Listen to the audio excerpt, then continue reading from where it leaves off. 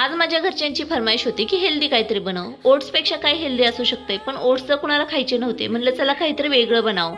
मग mixer जारमध्ये oats, हिरवी मिरची, कोथिंबीर, थोडेसे पनीर घेतले, चवीपुरते मीठ टाकले, पाणी टाकले, चांगली बारीक पेस्ट करून घेतली. एका बाउलमध्ये काढली, 2-3 मिनिटं याला रेस्ट करायला सोडलं. तोपर्यंत फ्रीजमध्ये जेवढे व्हेजिटेबल होते तेवढे काढले, व्यवस्थित कट करून घेतले, पॅन गरम केला, थोडं तेल टाकलं, तेलामध्ये व्यवस्थित ग्रेस करून घेतला आणि लगेच याच्यात शिमला मिरची, गाजर टाकले.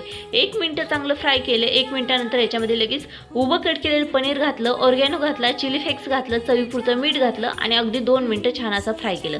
आता इथे चांगले फ्राय झाले की ह्या तव्याला साईडला ठेवायचं. लगेच डोश्याचा तवा आपल्याला इथे चढवून घ्यायचा आहे. थोडं तेल टाकून तेलाने व्यवस्थित तव्याला ग्रेस करायचं आणि याच्यावरती 2 मिनिटं झालेले आहेत. आपलं बॅटरसुद्धा रेडी झालेलं आहे. पटकन याच्यावर सोडून घ्यायचं, छोटं पॅनकेकसारखं अगदी दोन्ही साईडने व्यवस्थित भाजून घ्यायचं आहे. लक्षात राहू द्या, इथे तेलाची गरज पडत नाही. आपण हेल्दी नाश्ता बनवत आहे.